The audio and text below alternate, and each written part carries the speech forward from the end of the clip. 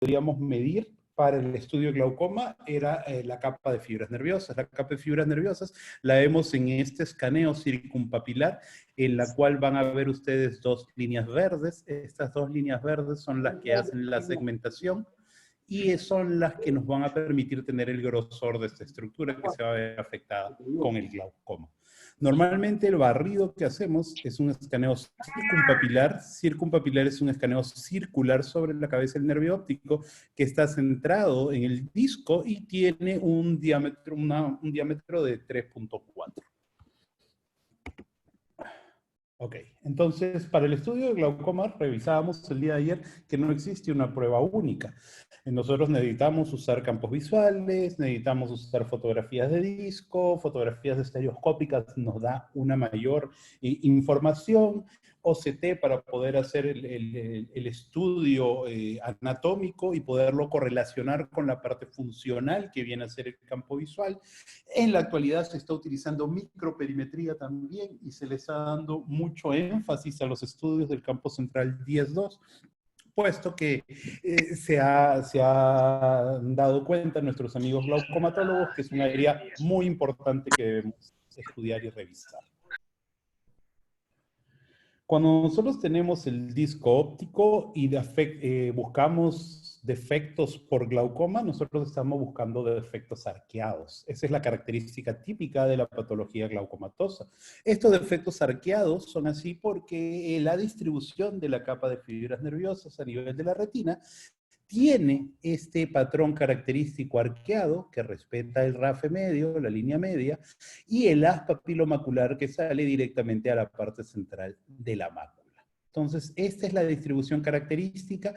Hay muy pocas variantes anatómicas. Las variantes anatómicas tienen que ver mucho con la salida de los vasos. La salida de los grandes vasos son por donde nosotros vamos a tener la capa de fibras nerviosas. Aquí en esta foto se ve muy bien la capa de fibras nerviosas acompañando el recorrido de los vasos mayores de la retina. Entonces, cuando nosotros tenemos una célula ganglionar, un núcleo a ese nivel, esto nos da el fascículo del haz papilomacular. Acá estamos viendo un ejemplo de cómo es la distribución de estas células.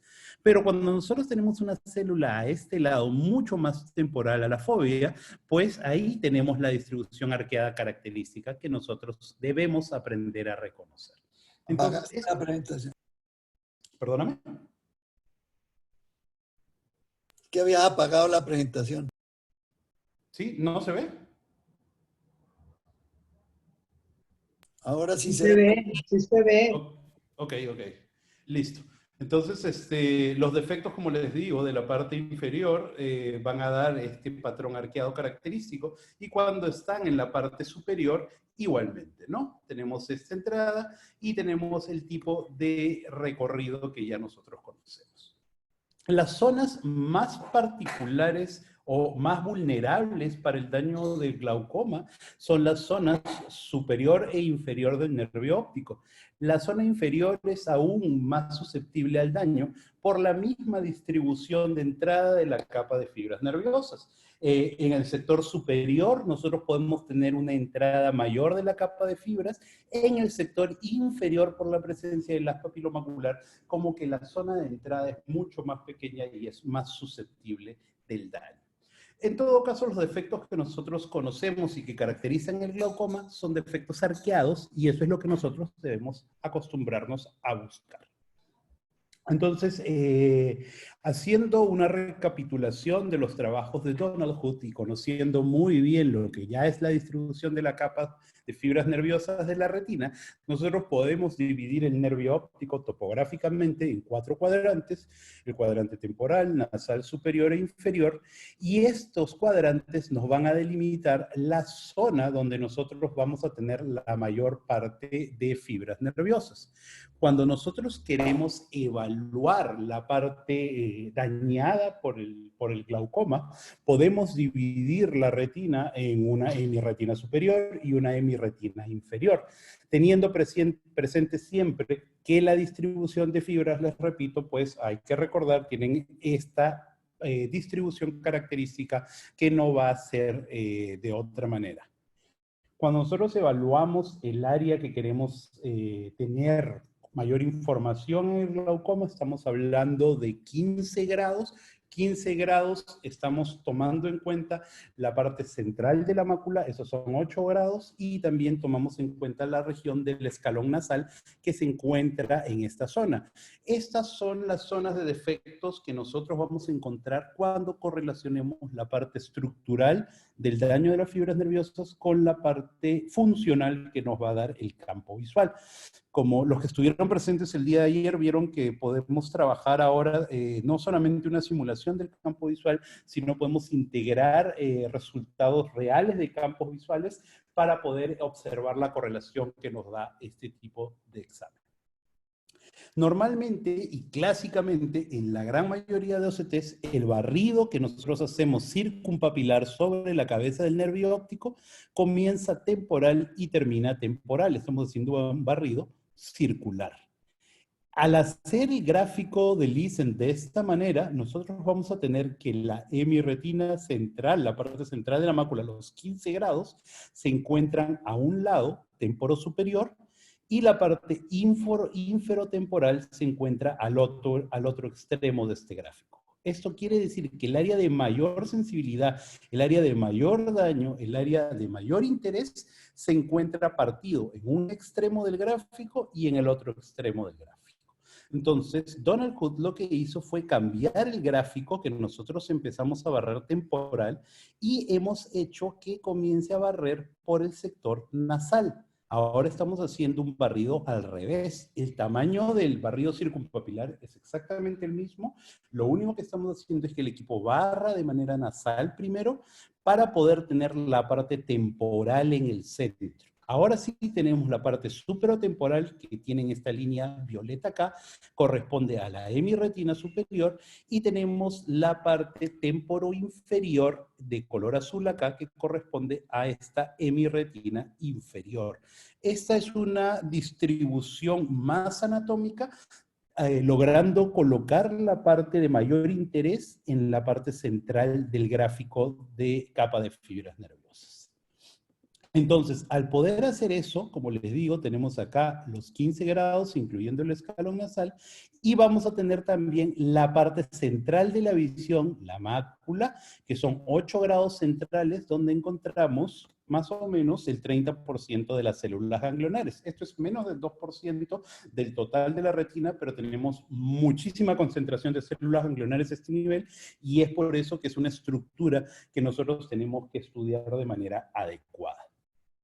Habiendo dicho esto ya, entonces podemos ver, como veíamos ayer, algunos ejemplos de lo que viene a ser el estudio y los trabajos de Donald Hood.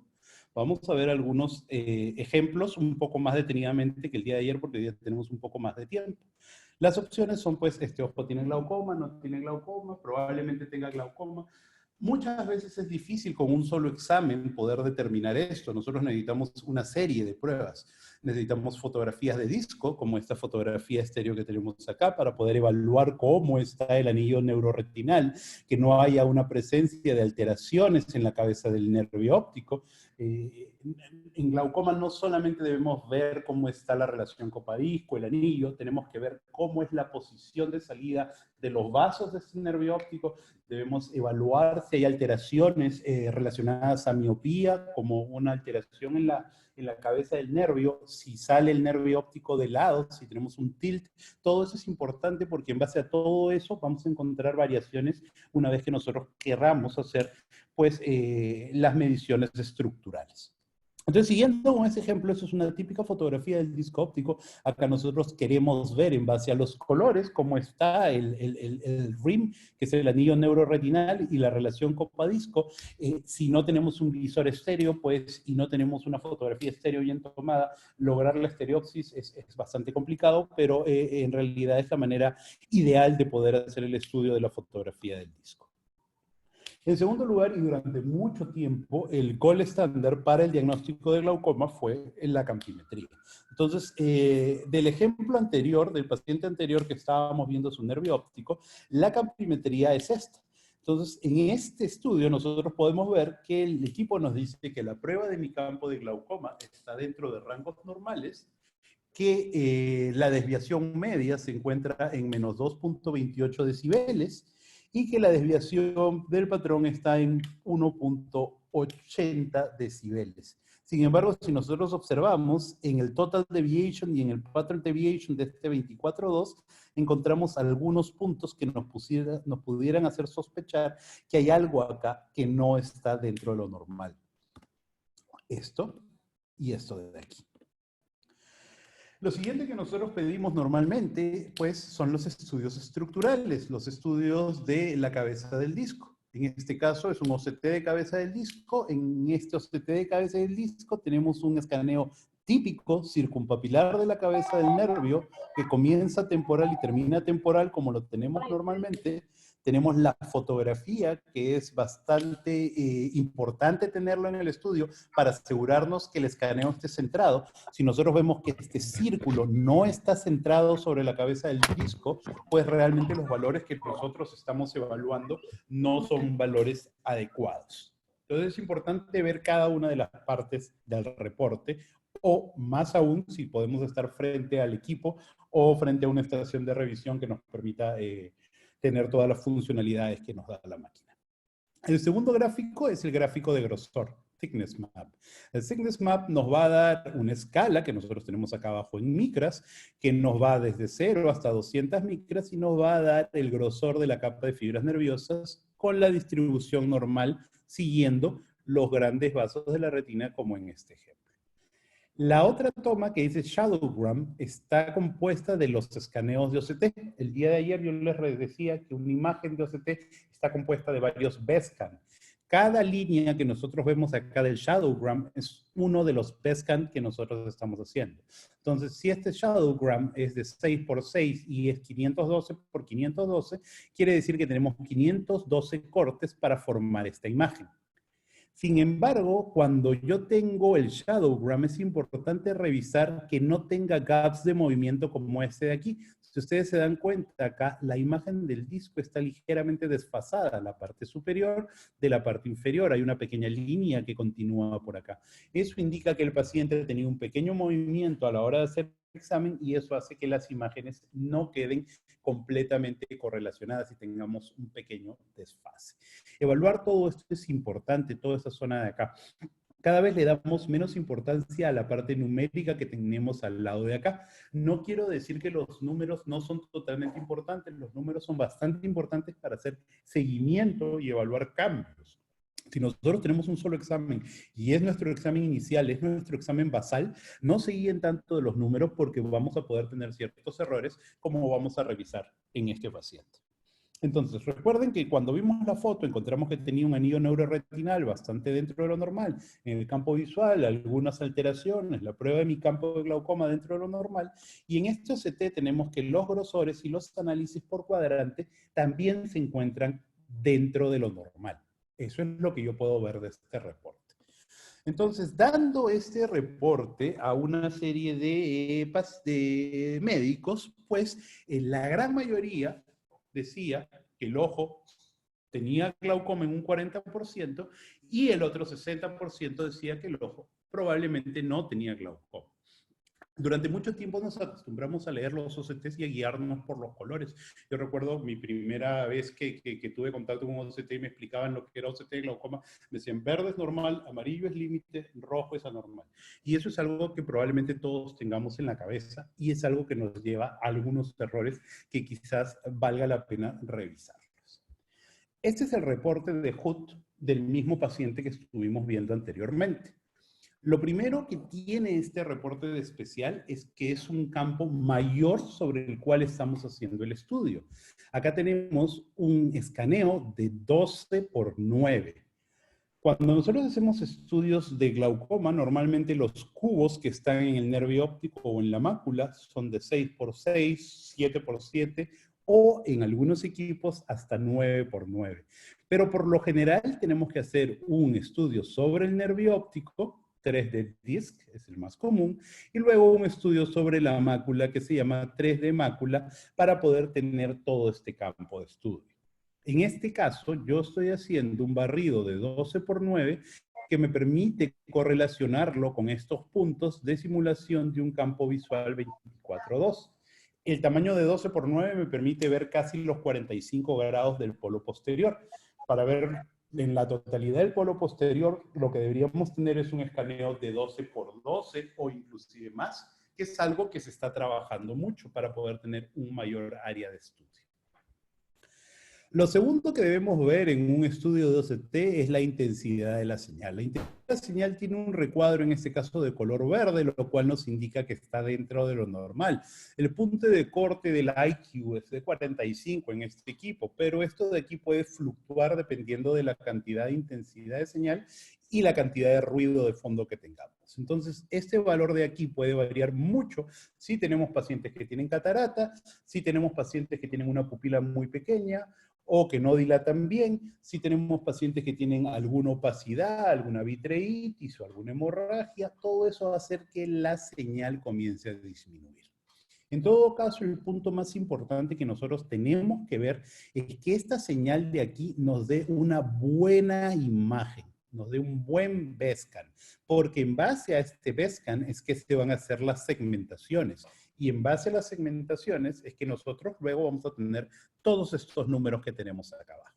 Entonces, cuando nosotros vemos el escaneo circumpapilar, podemos evaluar que en este caso toda la línea verde de la parte superior y de la parte inferior no tienen ningún error de segmentación. Entonces, esta toma tiene una muy buena intensidad de señal, está en verde, está arriba de 45, y los valores de la capa de fibras nerviosas deben ser adecuados, puesto que la segmentación está dentro de los parámetros normales.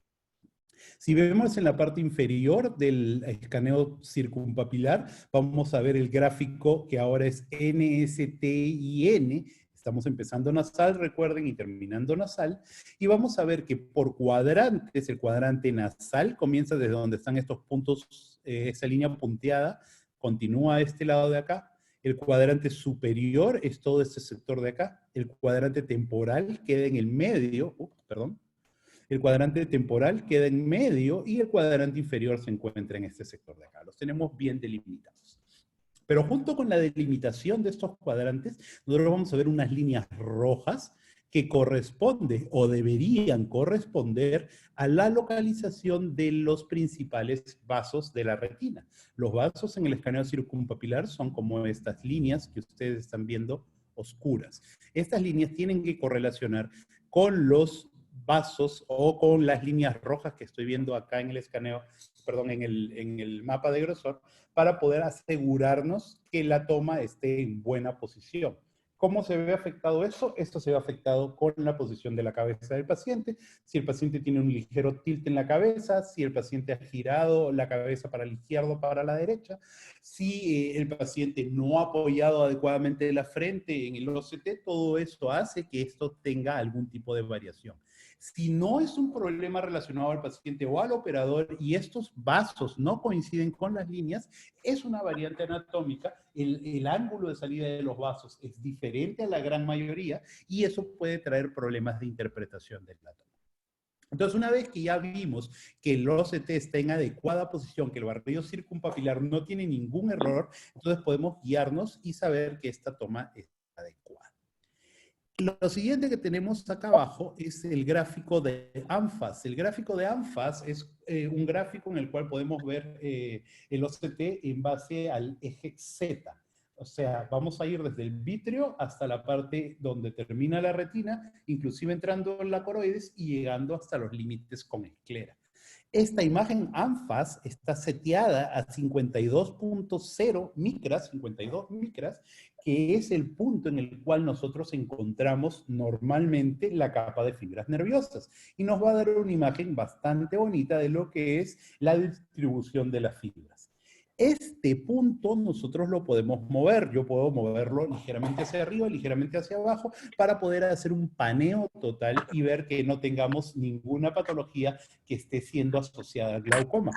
El día de ayer les decía, el paciente puede tener un agujero macular, puede tener una membrana epiretinal, puede tener una membrana neovascular, puede haber tenido alguna secuela de algún infarto de la retina, puede tener diabetes, una serie de cosas que van a afectar el estudio del OCT. Recuerden que es un estudio estructural. Para eso nos sirve la imagen ANFAS que tenemos acá. El siguiente gráfico es un gráfico de grosor. Acá está la distribución de la capa de fibras nerviosas de manera normal. Aquí yo voy a ver lo que está normal y lo que está anormal también. El siguiente recuadro es la distribución por cuadrantes de los grosores, por usos horarios, el análisis de las células ganglionares, y como les decía, estos dos recuadros que están acá son simulaciones en base a la estructura de cómo estaría alterada la función en estos pacientes. El de acá arriba es un campo visual 24.2 y el de acá abajo es un campo visual central 10.2. Recuerden que estas son simulaciones, estos no son datos que yo haya tomado de un campo visual y los haya ingresado al equipo. El equipo, en base al daño estructural que encuentre, me hace la simulación del campo visual. Entonces, pasemos a analizar este paciente. Lo primero que a mí me llama la atención es que en el sector temporo inferior se encuentra una imagen donde yo tengo un descenso, una disminución del grosor de la capa de fibras nerviosas. Esto de aquí, según la normativa, debería seguir como una imagen de una jiba única. En el sector inferior es así, recuerden la imagen de doble jiba, es en el sector superior, pero acá nosotros vemos que caen las fibras nerviosas, toca la zona amarilla acá y luego vuelve a subir. O sea que en este sector yo tengo un adelgazamiento marcado de fibras. Si yo voy al gráfico de acá, yo puedo ver que justo donde está la línea tengo un adelgazamiento de fibras. Esta es la imagen que yo estoy viendo aquí. Si me voy al gráfico de ANFAS, en el gráfico de ANFAS me pinta una zona como que tuviera una pérdida de fibras, como si fuera un notch.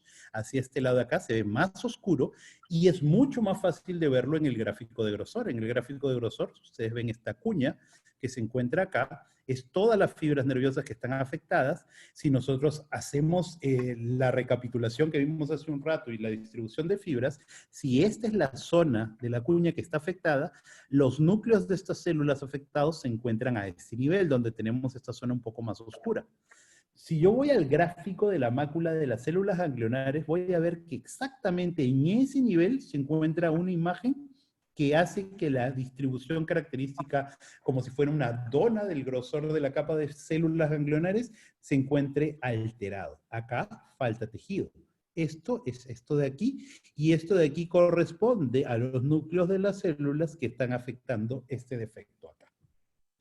Entonces, Donald nos dice que todo debe coincidir. Si nosotros vemos las localizaciones del 24.2 y las correlacionamos con el campo visual que habíamos visto, estos defectos se encuentran aquí. Recuerden que esta zona de acá está cayendo por fuera de la zona de medición y es por eso que yo no encuentro un defecto acá, porque este territorio no lo he medido. Solamente encuentro los defectos que están acá que correlacionan a la zona que estoy viendo aquí. Cuando veo el 10.2 central, tenemos lo mismo. El defecto que se encuentra acá corresponde a estos puntos que están aquí. Esto es esto de acá. Entonces, de esta manera es muy fácil darse cuenta y es muy fácil también interpretar que los números en promedio que nos dan el OCT no siempre van a ser los más adecuados o los más reales. Recuerden que estos colores están en base a una normativa. Una normativa es la distribución de grosores en una población normal. Esto es como una curva de Bell. Nos va a hacer una distribución así. Entonces, nosotros vamos a ver lo que está entre el percentil 5 y el percentil 95. El 90% de la población cae dentro de estos rangos. En la parte de glaucoma no nos interesa lo que cae por encima de los valores normales, porque que nosotros tengamos un grosor aumentado de la capa de fibras puede ser por un edema de papila, puede ser por mielinización de fibras nerviosas o por cualquier otra patología, pero no se relaciona a glaucoma. Nosotros sabemos que en glaucoma lo que encontramos normalmente es disminución de fibras, y es por eso que en la escala de distribución nosotros vamos a tener que los grosores por debajo de lo normal se encuentran en amarillo, como en este sector, y los grosores por encima de lo normal se van a pintar de color blanco. Entonces, todos los campos topográficos en nuestro examen deberían coincidir. Una vez que vimos este ejemplo, ahora 80% de las personas que se les pregunta dicen que ese ojo probablemente tiene glaucoma y un 20% dice que no. Lo interesante de este reporte, fuera de que nos da una serie de datos bastante adecuados, es que con una sola hoja o con un solo reporte, nosotros podemos tener una serie de información adecuada. Se hizo un estudio, Donald hizo un estudio dándole este reporte a un grupo de oftalmólogos no especialistas en glaucoma, dentro del cual de este grupo de oftalmólogos también habían algunos técnicos que han hecho durante muchísimo tiempo fotografías y estudios de glaucoma, y les dio a un grupo de glaucomatólogos todo el resto de exámenes, campos visuales, historia clínica, antecedentes familiares, presión intraocular, y aún así los dos grupos leyeron muy similar. No quiero decirles que nosotros pues no necesitemos hacer otro tipo de exámenes para ver el diagnóstico de glaucoma, pero si tenemos este reporte, es un reporte que funciona bastante bien y que nos da mucha seguridad de lo que nosotros estamos viendo. ¿Hasta acá vamos bien? ¿Tienen alguna pregunta? Yo tengo una pregunta, John Jairo Aristizábal de Medellín. ¿Cómo estás? Hola John, ¿cómo estás? ¿Qué tal? Bien, gracias. Mira, aquí en el mapa de GSL+, me mide el grosor de la capa de células glandulares más la plexiforme interna. Pensaría, ¿por qué no mide solamente la capa de células glandulares o es porque es muy difícil diferenciar las dos capas? El equipo te da dos mediciones de células ganglionares. Tienes lo que se llama GCL Plus y tienes lo que se llama GCL Plus Plus, o GCL más y GCL más más. Sí. El GCL más más está midiendo lo que OptoView llamaba el complejo de células ganglionares. El complejo de células ganglionares es las células ganglionares, la membrana limitante y la capa de fibras nerviosas. Todo eso junto forma este complejo. ¿Por qué lo medían de esa forma? Porque cuando OptoView presenta el concepto de células ganglionares para medición y para estudio de glaucoma, la resolución del OCT no permitía separar una capa de la otra. Entonces tenía que hablar de un complejo de células ganglionares y medir todo junto.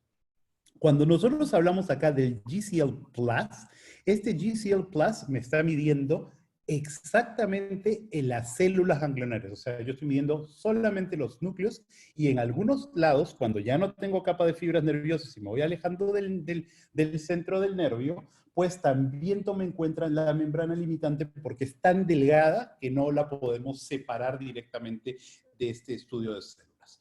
Pero si queremos verlo de una manera, el GCL Plus es mucho más, hace una medición mucho más específica de lo que son solamente los núcleos de las ganglionares. Ah, no, porque yo tenía entendido que medía la capa de células ganglionares y la plexiformia interna también. Eso es lo que tenía, pero entonces estoy equivocado. Gracias. No, solamente mide las ganglionares. El otro Pero mide las ganglionares y la capa de fibras. perdón, yo pienso que Hola, sí mide Marta.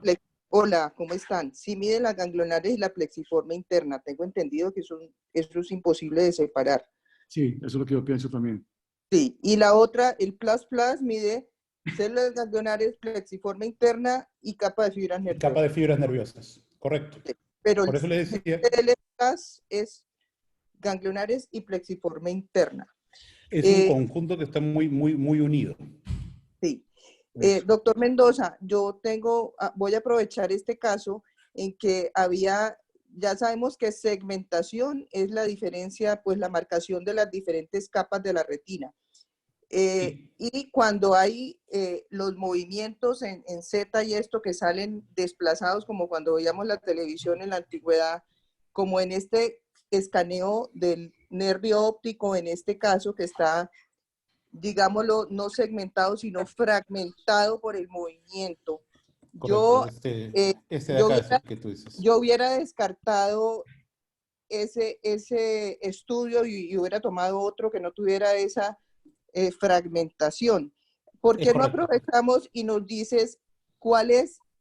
En una charla anterior dijiste que lo aceptado era que esa fragmentación fuera del ancho de un vaso sanguíneo, para que uno dijera, la podemos dejar y no tengamos que repetirla. Ahí claramente esa fragmentación me parece a mí muy grande como para tomar nota de las características de la topografía del nervio óptico. Y la otra pregunta es, se supone que esta máquina hace una corrección de esa fragmentación. ¿En qué momento la hace? Porque eso, o sea, eso queda en el registro, queda fragmentado, llamémoslo así.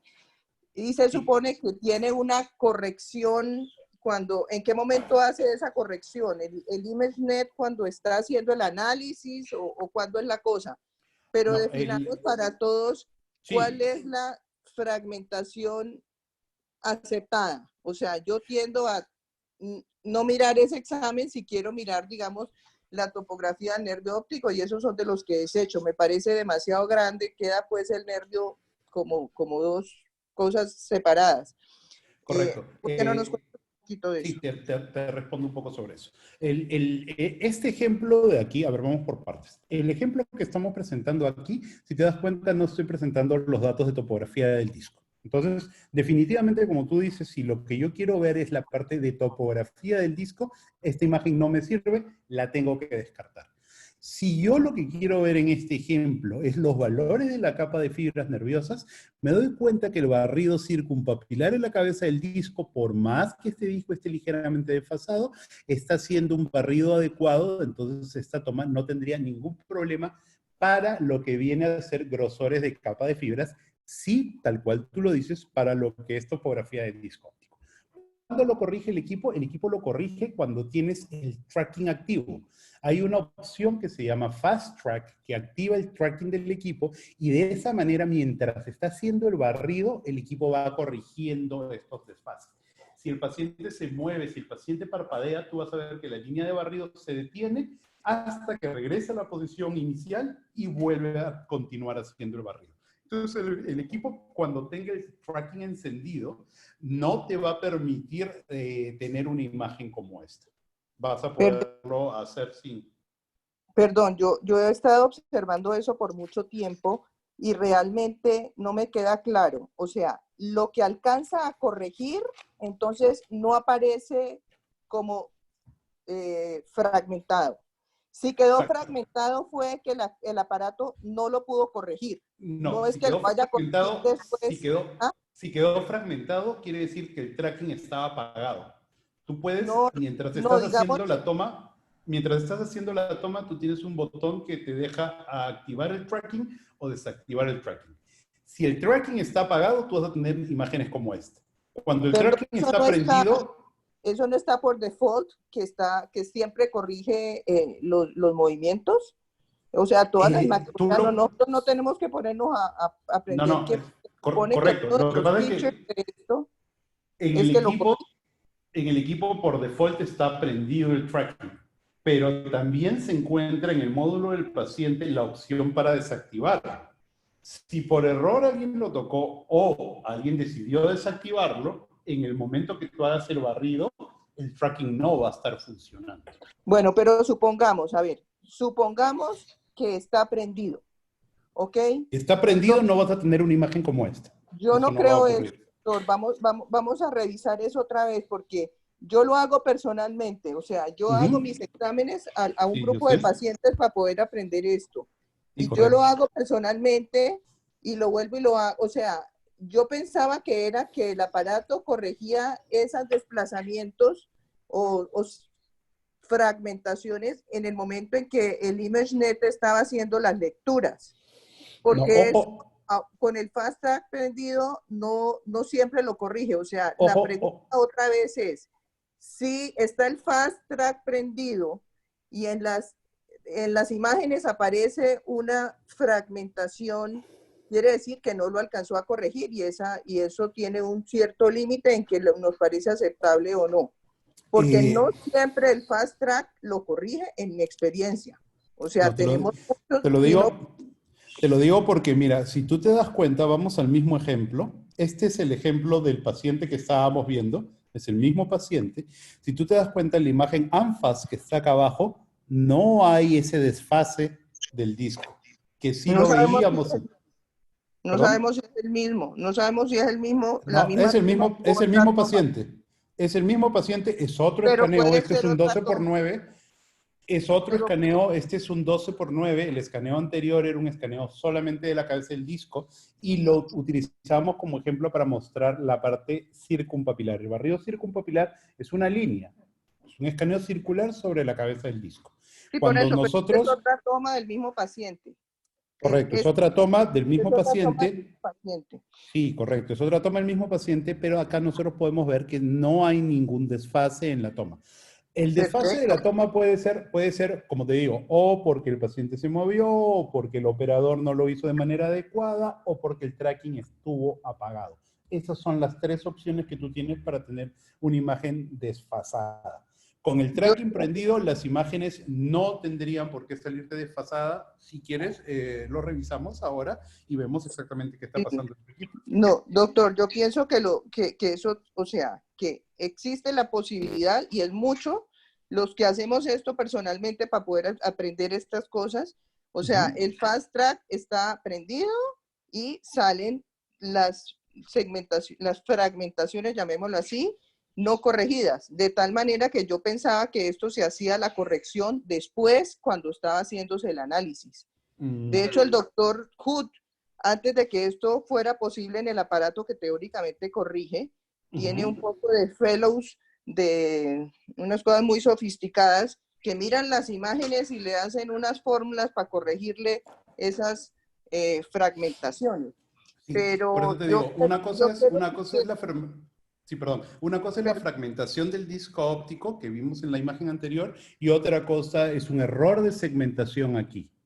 ¿Ok? Son dos cosas no, diferentes. son dos cosas diferentes, por eso Sí, lo estoy llamando fragmentación. sí, correcto. Y yo creo que si el disco está fragmentado en esa cantidad, la capa de fibras nerviosas, lo que pasa es que en donde estaba fragmentado era normal, pero si allí tenemos un defecto pequeño y eso está tan desplazado, también puede influir en la lectura.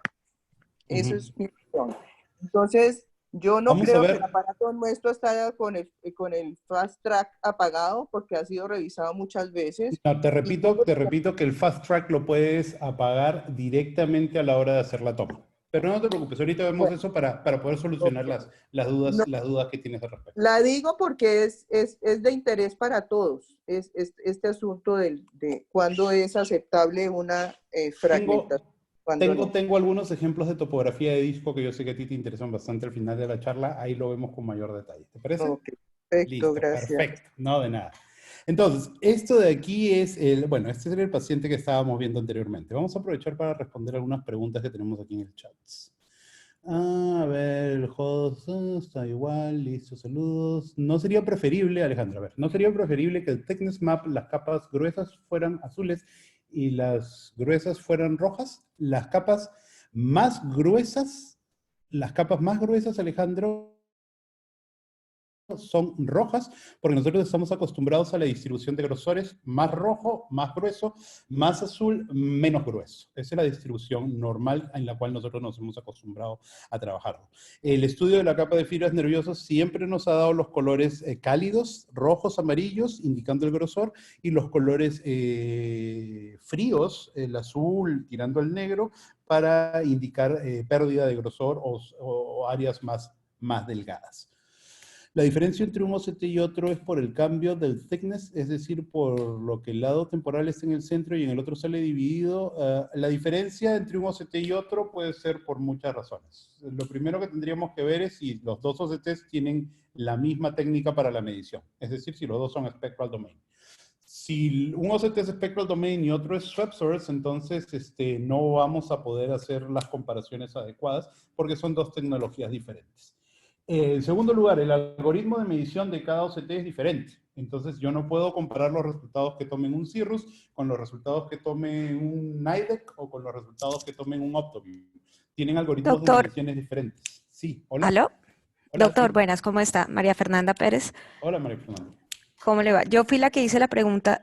Yo lo que estoy preguntando es que si la diferencia entre este OCT que usted nos está mostrando y el OCT anterior que son del mismo paciente, pues, o sea, se ven muy diferentes.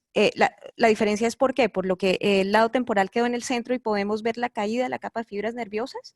Ah, correcto. Sí, son por dos razones. Lo primero, que en el anterior, en el que nosotros estábamos viendo, déjame que regrese un ratito, en el que nosotros estábamos viendo en un ejemplo acá, si tú te das cuenta, el barrido que yo estoy haciendo es solo de la cabeza del disco óptico. Este barrido de acá es 6 por 6 sobre la cabeza del disco. Está tal cual tú dices, comienza temporal y termina temporal, pero el área que yo estoy barriendo es mucho más pequeña. Si yo comienzo a ver esta área pequeña, puedo ver que a esta zona de acá se comienza a perder fibras nerviosas. Esto es el comienzo del defecto que nosotros estamos viendo acá en un área más grande. Si tú te das cuenta, la localización es exactamente la misma. Lo único que nosotros estábamos haciendo en el anterior era hacer un cuadro mucho más pequeño. El tener la distribución de la capa de fibras nerviosas empezando por temporal y terminando por temporal, o empezando en nasal y terminando en nasal, también va a hacer que cuando nosotros veamos el gráfico de grosor se vea diferente. Es por las dos cosas. Ok, muchas gracias. No, de nada, un placer. Para dejar claro esto, en el equipo ustedes pueden escoger empezar temporal y terminar temporal también, si prefieren hacerlo de esa manera. No hay ningún problema, eso se puede dejar preseteado. Normalmente el equipo viene seteado ahora nasal a nasal, porque es pues en base a los trabajos de Don Hood que estamos viendo esto. Entonces, déjenme ver dónde me quedé. Ya habíamos pasado esto de aquí. Y lo que quería mostrarles ahora era otro ejemplo. Listo, acá estamos. Entonces, acá tenemos otro paciente con una muy buena intensidad de señal. Tenemos acá en el sector superotemporal una pequeña pérdida que está cayendo.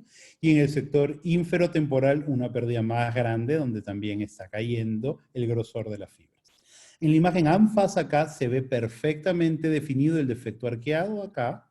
Podemos ver acá también algunos flotantes en el vitrio. Recuerden que esta imagen también me permite ver estas alteraciones, pero veo el defecto arqueado inferior muy bien. Este corresponde a este defecto arqueado inferior que está en el mapa de grosor. Y este pequeño defecto superotemporal que es más pequeñito también lo veo acá.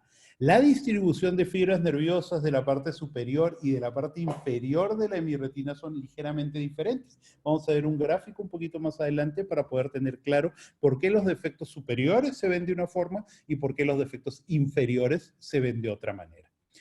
Este defecto inferior en la vista de la retina corresponde a este defecto superior en el campo visual. Y este defecto superior en la vista de la retina corresponde a este defecto inferior en el campo visual. Al igual cuando nosotros vemos el estudio de las células ganglionares, vamos a ver que en esta zona se ha perdido las células ganglionares. Esto no parece una dona, parece un camarón. Y nosotros tenemos una zona donde están los núcleos que se han perdido, que va a salir en el campo central 10.2 como un defecto superior. De nuevo, llamo la atención para que ustedes observen que los grosores por cuadrantes, el promedio está todo en verde y los análisis por usos horarios que son aún más finos también se encuentran todo en verde. ¿Por qué? Porque para el equipo, según la base normativa, esto está dentro de lo normal. Recuerden que este cuadrante superior o este cuadrante inferior corresponde al promedio de los 3 valores de cada uno de los usos horarios que estoy viendo. Si yo lo tengo esto dividido en 36 zonas, probablemente capte más fácil uno de estos defectos porque estoy viendo zonas mucho más pequeñas. Mientras más grande sea el cuadrante que yo estoy viendo, mayores defectos se nos van a pasar. Entonces, si ustedes ven el grosor total no nos vale. Si quisiéramos ver los grosores por cuadrante superior o inferior, pues tendríamos que verlos mejor por usos horarios para ver que no haya ninguna alteración en este promedio. Recuerden que esto es un promedio de los grosores. Entonces, acá encontramos estos defectos que ya los habíamos señalado bastante bien. Y vamos a pasar a explicar cómo cambian los defectos en la parte superior y en la parte inferior. Este es el mismo paciente con el mismo defecto que estábamos viendo, está aquí y está acá. Este defecto que estamos señalando de aquí, que es temporo inferior, se encuentra en una localización temporo inferior y cuando nosotros lo pasamos al gráfico de grosor, el defecto se encuentra en esta localización, temporo inferior, justo donde está cambiando, es donde tenemos este defecto que nosotros estamos midiendo acá. Entonces, cuando yo veo ese defecto, la zona del nervio óptico por donde están entrando las fibras se encuentran acá, pero el defecto arqueado viene desde las células ganglionares alteradas que se encuentran en esta otra posición. Entonces, los núcleos que están aquí, que están alterados, pierden fibras nerviosas y nos dan el defecto arqueado característico, que es el que luego voy a ver en el campo visual acá. Entonces, este defecto a nivel de la retina nos da esta distribución, que es la misma que estamos viendo en el mapa de grosor, la pérdida de las células a ese nivel. Esto es esto. Entonces, Donald siempre nos dice que todos los campos de estudio deben coincidir topográficamente y en nuestro ejemplo coinciden muy bien. Esto de acá, vamos a verlo de nuevo aquí. Cuando lo veo en la retina, pues ya saben, esta es la visualización de la retina. A la hora que yo quiero verlo para el campo visual, tengo que hacer o girar la toma sobre la línea media para poder tener la visión como la encontraría en el campo visual. Cuando yo tengo un defecto en otra localización, por ejemplo, tengo un defecto acá, ¿ok? Este defecto que sería meramente inferior, el defecto arqueado que yo espero ver en la retina es este verde de acá. Entonces es una zona muchísimo más grande, puesto que los núcleos afectados se encuentran mucho más temporales que lo que yo estoy buscando. En el defecto inicial de nuestro ejemplo lo veíamos completo porque el barrido de 12×9 me permite captar completo el defecto que yo tengo acá. En este segundo ejemplo, que es el verde que yo tengo aquí, el defecto no va a salir completo porque el área de barrido que yo estoy haciendo no me permite captarlo todo. La gran parte del defecto está acá en esta línea punteada y no lo estoy viendo porque el barrido no me permite hacerlo. Si yo tengo un defecto aquí, en medio de los dos, este de color azul, me va a dar esta zona, este arcuato que está acá, y esto lo voy a ver en el campo visual o en la simulación de esta manera. Esto no quiere decir que este paciente tenga un defecto menor que este o que este, ni quiere decir que este que tiene una zona más grande tenga un glaucoma más avanzado. Lo único que estamos viendo acá es la localización y cómo por el tamaño del barrido estas localizaciones pueden verse afectadas y nos van a mostrar un defecto diferente en el mapa de grosor o en la simulación posterior del campo visual. Creo que tengo unas preguntas, vamos a mirar.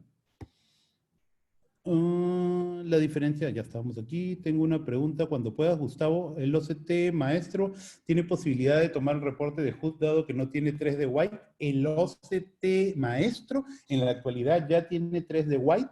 Permite hacer el reporte de Hood en lo que es el OCT maestro 2. El reporte de Hood corre y compara los estudios con una base normativa que está aprobada por la FDA y se coloca esta base normativa dentro del equipo para poder hacer las correlaciones y las comparaciones con el Hood Report en el maestro. Pero es en el maestro 2. Ya había respondido Juan Carlos Cubillo. Gracias. 12×9 son aproximadamente 15 grados. No, 12×9 es más. 12×9 estamos viendo casi los 45 grados, por ser un poquito menos, son 30 grados aproximadamente. 30, 35. Todos los 45 grados sería un 12×2. En el sector superior, como vimos el ejemplo anterior, que también tenía un defecto superior, la distribución de las fibras es un poco diferente. Sigue teniendo el mismo patrón arqueado, pero ahora, fíjense, cuando el defecto es superotemporal, muy similar al otro, o en espejo como el que vimos inferotemporal, este superotemporal, la medición arqueada del defecto arqueado nos da toda esta zona en el 12×9 y nos deja solamente la parte inicial sin verla bien. Cuando es meramente superior, solamente podemos ver un pequeño inicio del defecto, el resto no lo estamos midiendo, de nuevo por el tamaño del escaneo, y si hacemos más superior este defecto verde, nos va a presentar la misma colita inicial que nosotros estamos viendo acá. De nuevo, esto no quiere decir que este paciente tenga más glaucoma que este de acá, o que esté progresando más, o que esté en un estadio más avanzado. Lo único que quiere decir es que la posición donde yo he hecho el barrido, o el daño en este caso, se encuentra en una localización diferente. Entonces hay que tener eso presente a la hora de hacer la interpretación de estos estudios. Vamos a ver unos cuantos ejemplos más antes de entrar a topografía de disco óptico. Acá tenemos otro paciente con una muy buena intensidad de señal. Tenemos un buen grosor de capa de fibras nerviosas. De nuevo, un defecto a ese nivel que se ve muy bien acá. Acá se ve el defecto arqueado. También lo veo muy bien acá en la imagen ANFAS. Pero a nivel de la mácula tengo una distribución de fibras bastante anormales. Si yo veo la imagen acá de las células ganglionares, no solo que ha perdido un pedazo, sino que hubiera una imagen en sacabocado bastante grande, esta zona de acá. Entonces, eso me llama mucho la atención porque me hace pensar que aparte del problema que tiene relacionado al glaucoma, porque no les digo que no tenga glaucoma, el defecto se ve acá arqueado bastante bien, que corresponde a este defecto superior, pero el paciente tiene algún otro problema a nivel de la mácula. Si yo veo la capa de fibras nerviosas, voy a ver que la capa de fibras nerviosas está ligeramente alterada acá, como si fuera un serrucho, no se ve tan bonito como lo hemos visto en otros ejemplos. Y si veo la imagen ANFAS, acá comienzo a tener ciertas alteraciones al nivel de la mácula. Este paciente tenía una atrofia macular no glaucomatosa asociado al defecto glaucomatoso que tenía. De nuevo, en ese paciente hay un defecto glaucomatoso bastante marcado. En este caso sí se pintó en amarillo acá y lo logro ver perfectamente aquí y acá también. Entonces, llévense siempre esto en la cabeza del paciente. Un glaucoma puede tener alguna otra patología en la mácula que tenemos que saberla reconocer bastante bien. Este es otro paciente que igual tiene un defecto glaucomatoso superior y tiene un defecto inferior también, pero de nuevo las células ganglionares se ven muy alteradas y no es un defecto característico de glaucoma. Este paciente tenía una membrana epirretinal. Si vemos la imagen ANFAS, podemos ver ciertas alteraciones que están afectando la medición de las células ganglionares en este paciente. Cuando tenemos defectos que están por encima de la limitante, una membrana epirretinal, por ejemplo, nos va a dar a la hora de hacer la segmentación algunas veces la máquina un grosor normal, aun cuando las ganglionares estén afectadas, sobre todo cuando estoy tomando como referencia el GCL++, porque el aumento del grosor a nivel de la superficie va a afectar todas las mediciones que yo estoy haciendo a nivel de las ganglionares. Así que hay que tener mucho cuidado a la hora de revisar eso. Este es un paciente normal, este paciente no tiene ninguna alteración, es para que vean cómo es la distribución característica, como una dona de lo que son las células ganglionares, y la distribución característica de lo que viene a ser la capa de fibras nerviosas, siguiendo el recorrido normal de los vasos sanguíneos. Acá tenemos un ejemplo adicional, otro paciente. Este paciente, si ustedes se dan cuenta, a la hora que yo veo la imagen de la capa de fibras nerviosas, sale de los valores normales. ¿Ok? Está bastante más grueso. Si yo veo esta zona de acá, se ve que está bastante más grueso y corresponde a este sector de aquí. ¿Qué es lo que está pasando con este paciente? Pues en este paciente, si ustedes se dan cuenta, los vasos no correlacionan bien con la posición y lo que estamos haciendo es que esta zona de aquí está tirada todo para la derecha, cuando en realidad por posición adecuada debería estar más hacia la izquierda. Perdón, se me pasó. Dejen que regreso. Ok. Entonces, si se dan cuenta, por eso es que esta zona de acá me sale con aumento del grosor. Si yo veo el mapa de distribución de capa de fibras nerviosas, la capa de fibras nerviosas tiene una distribución normal, no tiene ninguna alteración acá. Si yo veo las células ganglionares, también no tiene ninguna alteración acá. Si yo veo la imagen ANFAS, tampoco encuentro ninguna alteración significativa. Hay alteraciones en la simulación del campo visual, también en la parte central 10.2, pero en realidad lo que nosotros tenemos acá es un error de la toma. Esta imagen está lateralizada a la derecha y es por eso que los grosores aparentan estar por encima de lo normal, cuando en realidad no es así. Así que hay que tener cuidado. Perdón, doctor Mendoza, Sí. perdón, yo no creo que la toma esté mal hecha, sino que los vasos sanguíneos, o sea, las rayas rojas son donde el promedio de los vasos sanguíneos están localizados en esas bases de datos normativas.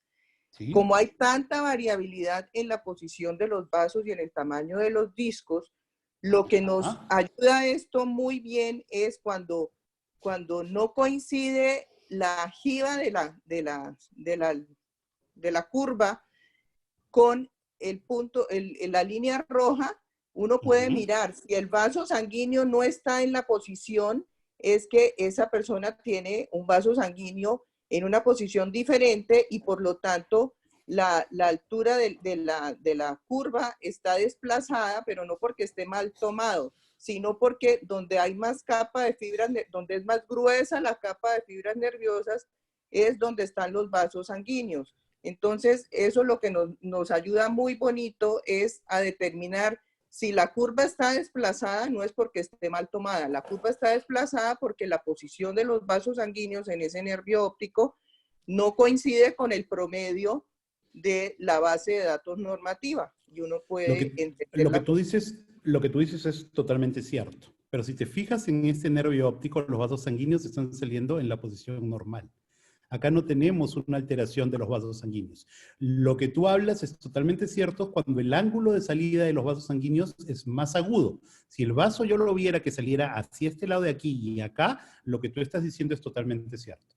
En este paciente en particular, la salida de los vasos se encuentra dentro de lo normal. Entonces, en este paciente en particular, esta no coincidencia de las líneas con los vasos se deben a una mal posición de la cabeza. No quiere decir que el examen esté mal tomado. El grosor está dentro de lo normal, los análisis están dentro de lo normal, los valores están bastante bien. Lo único que ha habido es una mal posición de la cabeza del paciente al hacer el examen. Lo que tú dices tiene totalmente la razón, pero aquí no hay ninguna, fíjate la imagen ANFAS, los vasos sanguíneos están saliendo. Sí, los vasos teóricamente están saliendo por donde deben salir, pero lo que nos muestra bonito el mapa del OCT con lo otro es que hay muchas variabilidades, un poquito más para allá, un poquito más para acá, y la curva en este caso, el pico de la curva coincide donde están los vasos sanguíneos. Entonces, pues yo diría que está, o sea, yo puedo decir que está le regalaron mascaritas. Alguien que cierre los micrófonos. Perdón, alguien tiene un micro prendido y no te escuché. Esas son artesanías que las hacen mucho en Bolivia y en Puno, por la época de los carnavales. Hola. Entonces, que están hablando por favor, cerrar micrófonos. El micrófono prendido. Le habían regalado por favor, Tania Valderrama tiene su micrófono prendido. Por favor, si lo puede apagar porque no podemos escuchar bien las preguntas. Gracias. Listo. Entonces, como te decía Marta, en este paciente en particular, la salida de los vasos está dentro de lo normal. Este paciente en particular, te digo yo, porque es un paciente que yo mismo he hecho, tiene una distribución. Giramos la cabeza del paciente a propósito para poderles mostrar esto. Lo que tú dices es cierto, pero hay alteraciones. Es más, hay estudios que están trabajando, Brandon Lujan en la parte de oeste en California, y inclusive si uno hace el estudio de OCT en el borde de la pupila, en el centro de la pupila o en el otro borde nasal o temporal de la pupila, vamos a tener cambios en la imagen. Así que la posición de la cabeza y la localización del estudio es muy importante para poder ver esto. Tanto así que es por eso que ahora en la suite que mostró Tobías el día de ayer, hay una forma de poder recolocar y reposicionar esto para que no hayan problemas. No es que los vasos no afecten esto, los vasos afectan esto totalmente de acuerdo, pero en este caso en particular fue por posición de la cabeza. Bueno, eso no lo voy a seguir discutiendo. Un día hablamos entre No tú te y yo. preocupes. Bye. Sí, listo, Chao. listo. Muy bien. Entonces, esto es un glaucoma bastante avanzado. Acá, pues, definitivamente no necesitamos ni el reporte de Hood ni nada. Probablemente sea con una fotografía de disco más que suficiente para poder ver. Pero era para que ustedes puedan evaluar cómo se ve, pues, un defecto muchísimo más grande, como en este caso. Vamos a entrar a ver lo que es topografía de disco. Si no hay ninguna pregunta con el reporte de Hood adicional, pasamos a ver topografía de disco. ¿Quieren ver algo más? ¿O tienen alguna duda?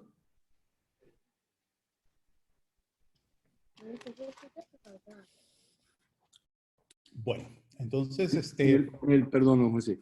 Sí. En el Cirrus nosotros tenemos el piso de la capa nerviosa como en 50, 60 para seguimiento. Aquí el piso, ¿se sabe cuánto es el piso de grosor o no le prestan importancia? En realidad, con los trabajos de Donald no estamos viendo tanto eso de ahí. El Cirrus tiene una medida diferentes y pues eso es tal cual como tú lo dices. No tenemos un valor exacto nosotros acá para esto. Gracias. No, de nada. Veamos entonces topografía de disco óptico. La topografía de disco óptico se utilizó durante muchísimo tiempo para poder evaluar las pérdidas de capa de fibra nerviosa, que viene a ser adelgazamiento del anillo neuroretinal, y es algo que durante muchísimos años hemos utilizado. Los métodos tradicionales para la medición de la topografía del disco son la oftalmoscopía directa, la oftalmoscopía indirecta o la fotografía de fondo. En estos tres métodos tradicionales nosotros nos estamos basando en el estudio de la profundidad en los cambios que nosotros encontremos en los colores. Entonces yo puedo definir o decir que este de acá es el límite de la copa, ¿ok? Yo sé que hay ciertos vasos que comienzan a doblar, que me pueden decir exactamente dónde está el límite, y ese es exactamente el problema cuando yo me guío solamente del color. Entonces yo puedo ver que este vaso dobla acá, sin embargo, el color de la copa se encuentra a este nivel. Entonces llega a ser algo muy subjetivo, sobre todo para las personas que no son especialistas en glaucoma. Los glaucomatólogos pues ya tienen tanto tiempo viendo discos ópticos que probablemente encuentren mucho mejor la relación copa-disco y el volumen del anillo neuroretinal. Sin embargo, no deja de ser una manera subjetiva de poderlo medir. Si yo me quiero guiar de una forma más objetiva, tendría que hacer mediciones reales y más objetivas. Y es ahí donde comenzó a ayudarnos un poco lo que era la topografía de disco basado en OCT. Quiero hacer una referencia a lo que son los topógrafos de disco óptico. Algunos han usado durante mucho tiempo el HRT. El HRT es un topógrafo de disco óptico, mide elevaciones con respecto a un plano de base. Es algo muy similar a cómo trabajan los topógrafos corneales. ¿Okay? El OCT no trabaja de esa manera, no mide elevaciones en base a un plano de base, sino mide en base a dónde terminan las estructuras importantes. Entonces, yo tengo dos formas de poder ver esto. La primera es ver lo que viene a ser el disco y la copa en una fotografía a color, y la otra es verlo sobre la imagen que se llama shadowgram. Estos dos son los mismos pacientes. Mejor dicho, una es la foto a color y el otro es el shadowgram. Recuerden que el shadowgram está hecho por una serie de B-scans que me van a formar esta imagen. Entonces, si ustedes se dan cuenta, el borde del disco no coincide en la fotografía, pero sí coincide en lo que es el shadowgram. Y esto es porque este equipo en particular hace primero la medición del OCT y una vez que terminó de hacer la medición del OCT, toma la fotografía. Hay un pequeño delay entre lo que es terminar el OCT y tomar la fotografía, que pueden ser 5 milisegundos, y esto puede hacer en algunos casos que la fotografía sea captada en una posición diferente a cuando se hizo el OCT. Dicho esto, cuando nosotros queremos revisar los valores de topografía de disco óptico en el OCT, tendríamos que hacer la correlación sobre esta imagen, que es el shadowgram, y no sobre la fotografía a color, pues estamos haciendo un sesgo si lo medimos de esa manera. Creo que tengo unas preguntas, vamos a ver por aquí. El link donde se están grabando las charlas, no era nada de esto. Listo. Entonces, Entendido esto de acá, podemos pasar a ver el trabajo sobre el cual se basan todas las mediciones del OCT con el que estoy trabajando en este momento. Es un trabajo que publicó el doctor Takada ya hace un tiempo, y esto de acá me permite entender dónde se están haciendo las mediciones. Entonces, lo primero que hace el equipo es identificar dónde termina la abertura de la membrana de Bruch, que puede ser coincidente con el epitelio pigmentario de la retina, como puede que no sea coincidente. Algunos autores no les falta razón en precisar que la membrana de Bruch es algo más específico. Otros utilizan el complejo junto con el EPR porque a veces es difícil diferenciar uno del otro. Pero sea en la membrana de Bruch o sea en el EPR, es el punto, el equipo delimita este punto, traza una línea y este es mi plano de referencia, el plano basal. Perdón, Sobre ¿usa la membrana de Bruch? ¿El tritón? El tritón utiliza el epitelio pigmentario de la retina. No usa la membrana de Bruch, sino el epitelio pigmentario. Okay. Sí, correcto. Entonces, en el límite de este punto, una vez que trazamos el plano de referencia, sobre este plano de referencia, 120 micras para arriba, se traza la apertura de la copa, en este caso de color rojo. ¿Ok?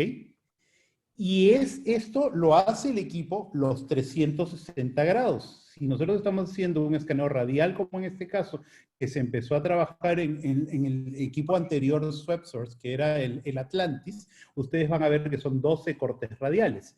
Si yo en cada uno de esos cortes comienzo a hacer este límite y comienzo a trazar esto, voy a poder tener en 360 grados el trazado del disco y el trazado de la copa.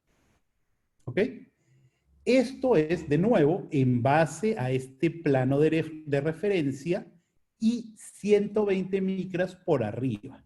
¿Por qué 120 micras? Pues como resultado del equipo, si ustedes leen acá abajo, el barrido circumpapilar a 120 micras minimiza la influencia del tipo.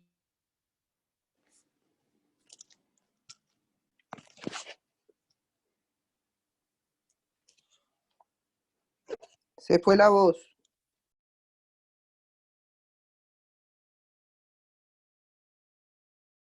Creo que se nos salió. No lo veo en el... Creo que debió tener algún problema porque no lo veo por las imágenes tampoco.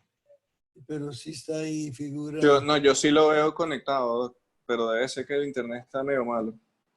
Sí, aparece conectado, lo que no se escucha la voz.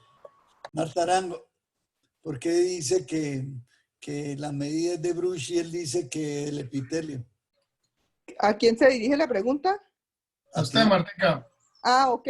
No, es que yo vengo discutiendo con ellos hace rato, doctor, porque no nos han explicado, sino hasta este momento, por eso estoy muy interesada en esta charla, cómo es que hacen la medida de la topografía del nervio óptico, ¿sí? O sea, hay un artículo que luego les puedo mostrar donde muestran cómo el Cirrus y el Spectralis corrigieron la medida del área, o sea, del límite usando la membrana de Bruch, porque con la terminación del epitelio pigmentario había muchos problemas. Son más grandes, esa es la razón. ¿Perdón? Esa es la razón por la cual son más grandes en este equipo.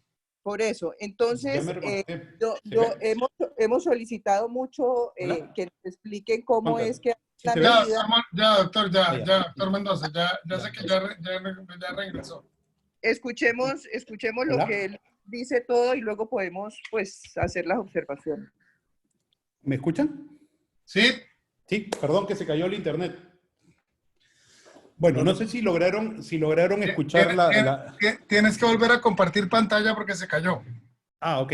Déjame que vuelvo a compartir la pantalla. Dame un segundito. Share screen. ¿No se te partió, no? Y aquí, no. Acá estamos. ¿Ahí la ven? Sí. Listo, perfecto. Entonces, no sé hasta dónde me escucharon, así que voy a repetir esto de acá de nuevo. Les decía que el trabajo por el cual se basa esto era el trabajo del doctor Takada. La apertura de donde comienzan a trazar el plano de referencia, en este caso, en los trabajos que se empezaron a hacer, es el epitelio pigmentario de la retina.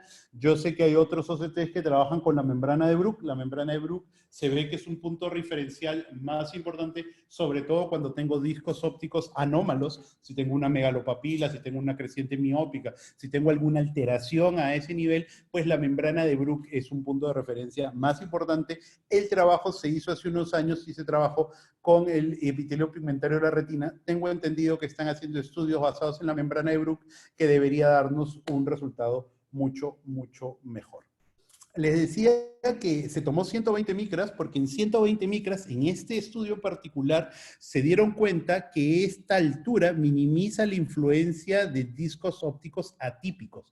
Y es por eso que en este estudio, y que es lo que está midiendo, o cómo está midiendo el tritón en la topografía de disco, se setea a 120 micras. Este punto puede ser variado. Nosotros podemos ponerlo a 60, podemos ponerlo a 80, podemos ponerlo a más de 120, dependiendo de las variaciones que nosotros encontremos en el disco.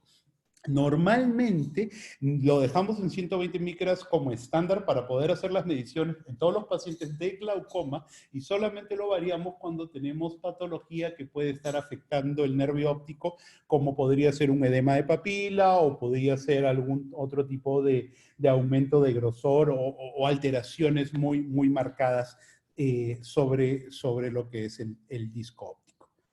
Entonces, el paper del doctor... sí, hola. Juan Camilo Parras de Bucaramanga. Nosotros tenemos varios tritones, hay 2 tritones acá y además hay un OptoView y además hay un Cirrus 4000. Pero consistentemente vemos diferencias muy marcadas en tamaños del disco óptico con este equipo. Siempre este equipo nos marca más grande. ¿Me podrías explicar un poco eso? Sí, es que la medición, como te digo, este equipo tiende a tenerla un poco mayor que los otros por 2 cosas. Lo primero, el tipo de barrido con el que hace.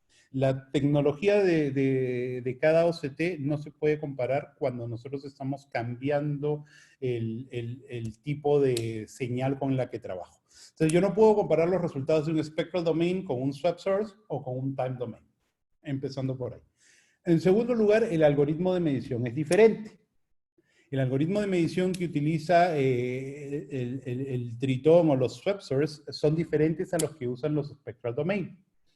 En tercer lugar, el punto de referencia, hablando ya particularmente del Cirrus, el punto de referencia para trazar la copa, tú me preguntabas por el disco, ¿no?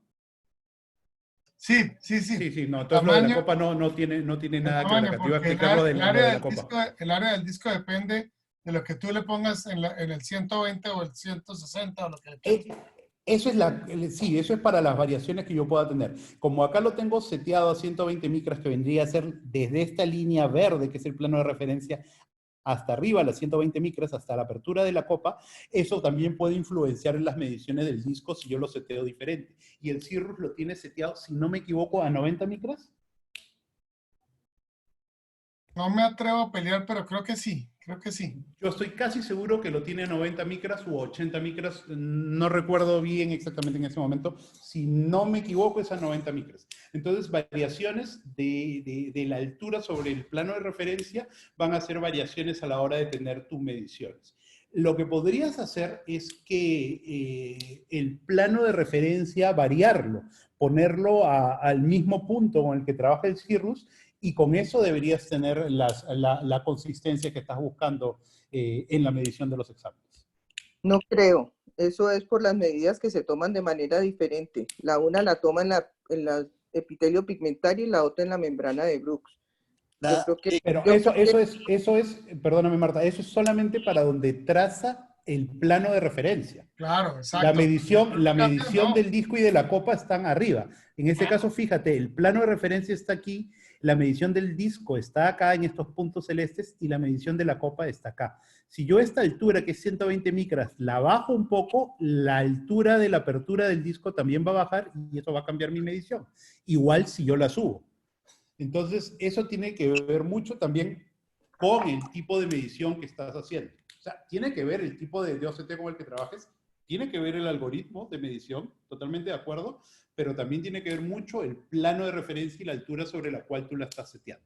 Inclusive en este trabajo de Takada, que tienes el link acá abajo, si quieres lo puedes revisar o yo te lo paso porque lo tengo aquí, está hecho para todas las diferentes mediciones. Si no me equivoco, puedo tenerlo por aquí. Déjame ver si tengo aquí. Exacto. Acá está la distribución para 60 micras, 90 micras, 120, 150 y 180 micras. Y la variación que encuentran es pues bastante dependiendo del punto de referencia donde tú lo estás midiendo, ¿no?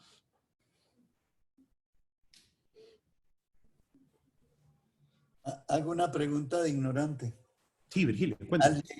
Al llegar las fibras al hueco escleral, la membrana de Bruch y el epitelio pigmentario terminan exactamente en el mismo punto. Cuando es un paciente que no tiene una alteración en el nervio relacionado a una creciente miópica o algún tilde nervio óptico, sí. Pero se está tomando en la actualidad la membrana de Bruch porque la membrana de Bruch no debería tener alteraciones cuando tenemos discos ópticos grandes o tenemos discos ópticos en pacientes miópicos. Doctor Mendoza, le tengo una pregunta. Le habla Federico Vélez, yo lo estoy llamando desde Carolina del Norte. Le hago una pregunta. Y en pacientes que tengan edema del disco, que algunos neurooftalmólogos utilizan la membrana del Bruch, el opening, para saber si el paciente tiene edema de disco o pseudopapiledema. ¿Podría comentar en eso, por favor? Sí, correcto. Lo que nosotros estamos viendo y nos ocurre muchas veces es cuando el paciente tiene un edema de disco, tiene un papiledema o cualquier de esas patologías que hacen que el nervio óptico esté bastante inflamado, el punto de referencia de estas 120 micras no es suficiente, porque normalmente lo que nosotros vamos a ver es que el disco óptico va a ser algo así. Va a ser mucho más grande hacia acá y mucho más grande hacia acá. La apertura de la copa va a ser muy pequeña y las mediciones no son las más adecuadas. Tanto así que muchas veces nos ha pasado que cuando la máquina lo mide de manera automática, seteado a 120 micras en pacientes con edema de papila, lo que hemos visto es que nos da una relación de copa-disco 0 o nos indica que no se puede medir. Lo que estamos haciendo en esos pacientes es variar la altura para poder obtener ciertas mediciones de acuerdo al aumento del tamaño que tiene el nervio óptico en ese caso. Ellos también utilizan lo que llaman el vaulting, que es como si está el vaulting hacia adelante, hacia afuera, hay edema, y si está posterior no está edematizado. Pero utilizan el Bruch membrane. Sí, utilizan el Bruch membrane y el vaulting lo pueden medir, pero lo miden cuando hacen los cortes tomográficos sobre el BESCAN, no cuando hace la máquina el trazado del disco y la medición de la copa.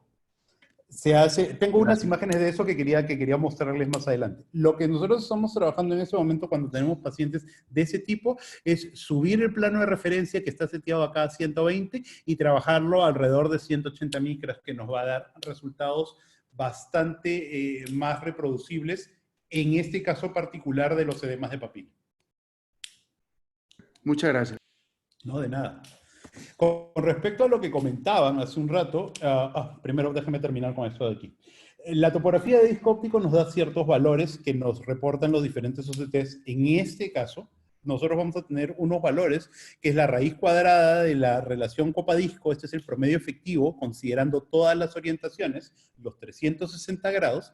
Y luego tenemos esto que se llama Vertical Cap-to-Disc Radio, que es la relación copa-disco en el meridiano vertical. Entonces aquí los valores de topografía de disco que nosotros vamos a tener va a ser área del anillo, área del disco, Linear Cap-to-Disc Radio, que ya saben que es el promedio en todas las localizaciones, el vertical y el volumen de la copa. Siempre les va a decir el plano de referencia con el que ustedes están trabajando.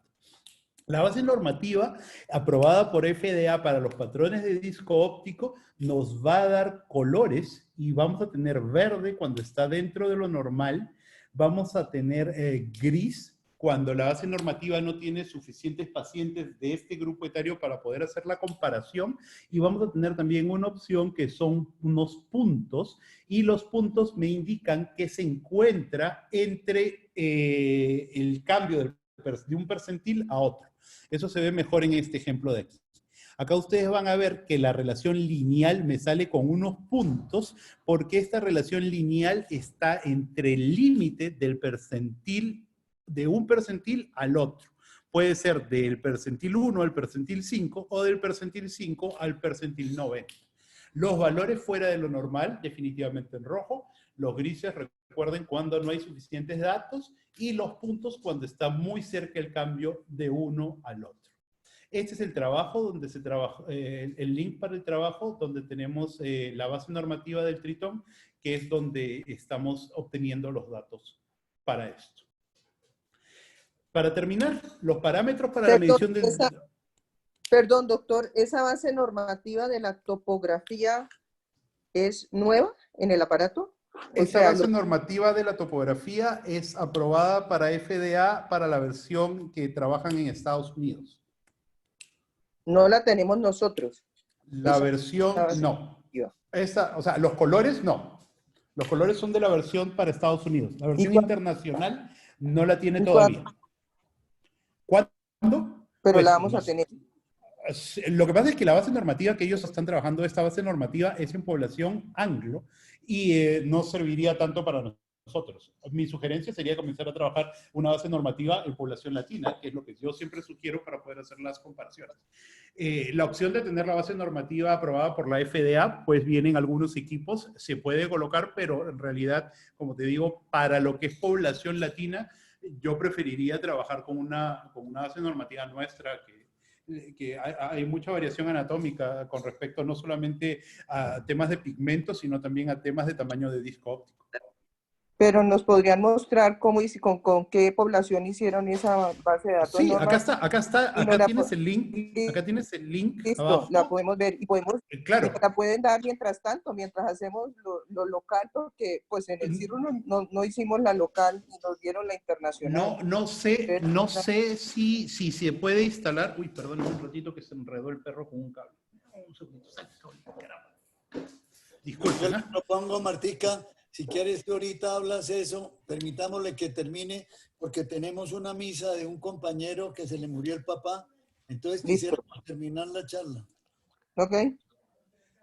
Sí. El link de la base normativa se encuentra aquí, pueden revisarlo con todo gusto. Quería terminar mostrándoles esto, que es una fotografía que justo discute lo que estábamos hablando hace un rato. En este caso se está poniendo lo que viene a ser el límite de la membrana de Bruch para hacer mediciones.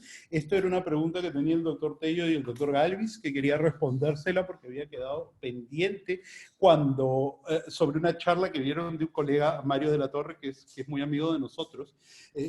Se están haciendo muchos estudios para medir el área que nosotros queremos en esta localización, que viene a ser el anillo neuroretinal.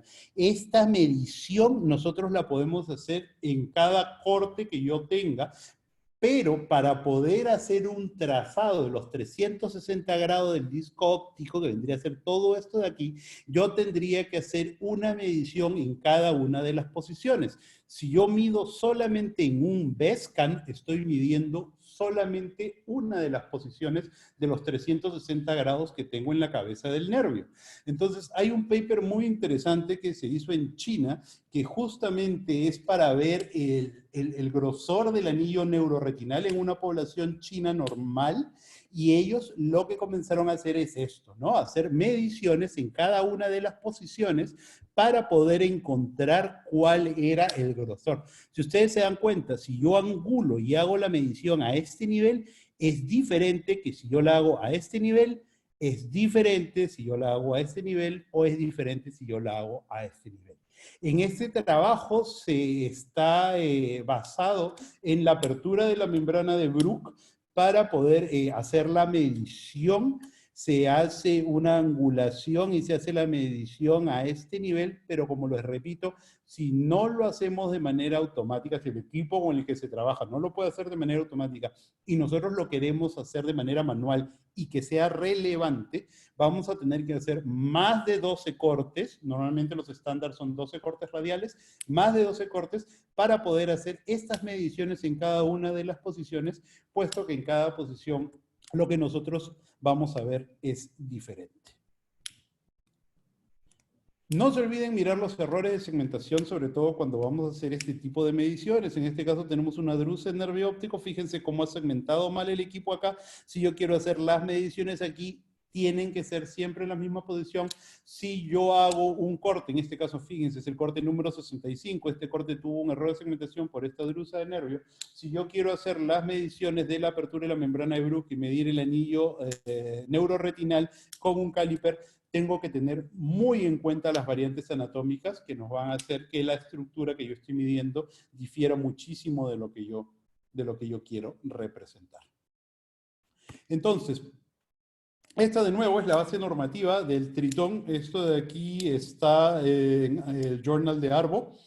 Ahí tienen el link y ahí tienen todo lo que se ha trabajado con esto y cuáles son todas las diferentes variaciones y cuántas personas se encontraron en la normativa y tal. Mi recomendación, como siempre, es trabajar con bases normativas locales. La variación que tenemos en nuestra población difiere muchísimo con la población anglo o con la población asiática. Hay equipos que vienen con 2 o 3 bases normativas. El equipo de NIDE que trabaja, por ejemplo, todos los puntos de comparación solamente con la base normativa asiática. Ellos dicen que nuestra población es más similar a la población asiática que la población anglo. Entonces nosotros utilizamos la base normativa asiática. Otros equipos tienen unas bases normativas multiétnicas mucho más grandes, pues eso ayuda muchísimo más. En todo caso, yo los insto a que trabajemos una base normativa propia para poder tener unos puntos de comparación más reales y adecuados. Para terminar y recapitular todo esto, 10 pasos para la correcta interpretación de un OCT. Lo primero, determinar cuál es la indicación para realizar el examen y cuál es el área de interés. Yo no quiero hacer un escaneo radial sobre el nervio óptico cuando no voy a obtener datos. Yo no quiero hacer un barrido de 3D disc sobre la mácula porque voy a tener datos erróneos. Entonces hay que determinar cuál es el área que yo quiero evaluar y sobre esa poder hacer diferentes escaneos. En la actualidad yo hago un protocolo amplio 12x9 que me permite ver casi todo el polo posterior y si en ese protocolo encuentro alguna alteración, puedo utilizar escaneos radiales, escaneos raster o escaneos lineales para poder tener una mejor definición de la patología. Lo segundo, si el protocolo de barrido es adecuado para la información requerida, es lo que yo les decía, no utilicen un protocolo de barrido que no les va a dar resultados para hacer un escaneo de una zona donde no es requerida. Si usan 3D disc sobre la mácula, algunos equipos le van a permitir hacerlo, pero a la hora que ustedes quieran sacar los reportes o que quieran ver los datos, no los van a poder analizar. Lo tercero, la calidad del examen tiene que ser la adecuada. Fíjense que no hayan artefactos. Si hay artefactos, sea por movimiento, por mala segmentación, por una variante anatómica o por lo que fuere, identifíquenlos de manera adecuada. No todo lo que es hiperreflectivo o hiporreflectivo va a determinar una patología. Hay que identificar bien qué es lo que estamos viendo.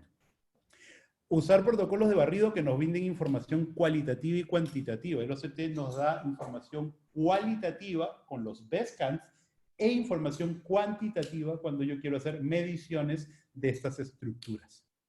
El mapa de densidad, la fotografía, la imagen de SLO, el infrarrojo, el Enhanced Infrared, nos sirve para orientar y localizar la posición adecuada del barrido. Es indispensable tener una buena foto para poder localizar muy bien el barrido. Los equipos que no cuentan con cámaras de foto incorporadas, pues tienen una cámara de SLO, tienen un shadowgram, tienen un infrarrojo o algo que nos permite orientar.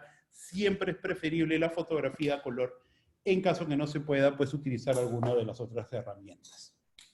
Siempre hay que evaluar la capa desde la interfaz vítreo hasta los límites con la esclera. Para eso nos sirve muchísimo el ANFAS. El ANFAS rápidamente me permite ver desde la superficie del vítreo hasta la parte posterior si tengo alguna anormalidad.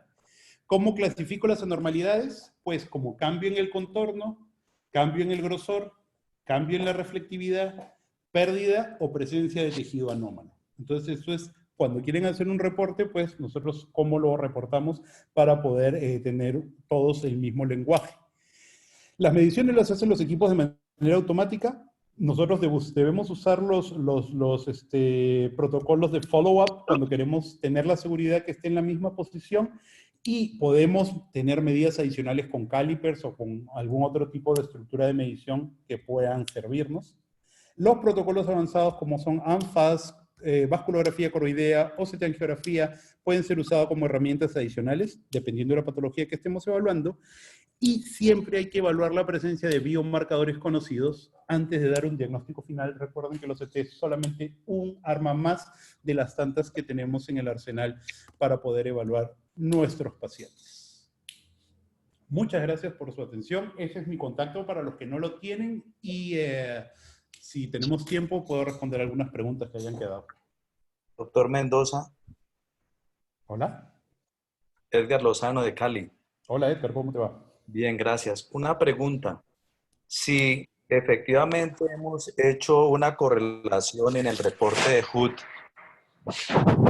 siempre le he preguntado y no me ha quedado claro, uno no puede ser más objetivo cuando está evaluando células ganglionares, además mirar los valores que da el 3D White Glaucoma Report, pensando en que ahí voy a tener una base y qué va a seguir ocurriendo con el seguimiento. El seguimiento lo puedo hacer en la actualidad con capa de fibras, con células ganglionares, con datos topográficos de disco. En células ganglionares. Porque en el 3D uno tiene medidas como tal, números. En el glaucoma plus one, ¿cierto? En el DCL plus. Exacto. Sí. Yo no puedo ser más objetivo después de que he hecho correlación mirando esa imagen del 3D y ser objetivo porque ahí tengo más medidas. Porque en el otro, efectivamente, usted muestra las imágenes de la dona que son más características, pero digamos que eso es más subjetivo. El análisis de células ganglionares normalmente te los da en un grid que es similar al grid de TDRS. En vez de ser 9 cuadrantes, son 6, dividiendo el hemicampo superior y el hemicampo inferior. Son muy grandes los espacios y recuerda que siempre son un promedio. Entonces, si yo voy a utilizar el promedio de cada uno de estos sectores, puedo tener ciertos errores al momento de hacer la medición. Hay una forma de ver punto por punto, esto se llama Super Pixel Grid. El Super Pixel, que puede ser 200 o 600, ustedes lo pueden setear a como quieran. El 200 es mucho más fino y es el que yo utilizo. Eso sí me permite hacer punto por punto un trazado para poder ir viendo. De nuevo, todo esto es mucho más fácil cuando estás frente al equipo y tienes todas las armas diferentes. Cuando tienes un solo reporte, pues los valores que te da el reporte, que son normalmente solamente en 6 cuadrantes, por aquí tengo un reporte, te lo muestro, ¿ves? Son solamente estos 6 cuadrantes de acá, esto es un promedio de todos los sectores, es como si yo estuviera trabajando por acá, voy a tener los mismos errores que pudiera tener cuando el promedio está dentro de lo normal, pero hay un sector inicial que pudiera estar alterado. Si tú te das cuenta acá en el SuperPixel, yo tengo algunos sectores alterados acá en la parte superior que no aparecen en este recuadro de acá. Ok, gracias. No, de nada. José Antonio, Juan Camilo Parra, una pregunta. Bueno, sí.